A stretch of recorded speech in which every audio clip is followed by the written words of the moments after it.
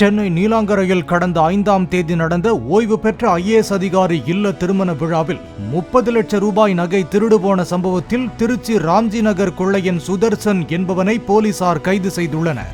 கண்காணிப்பு கேமராவில் பதிவான காட்சிகள், செல்போன் சிக்னலை வைத்து சுதர்சனை போலீசார் மடக்கி உள்ளனர்.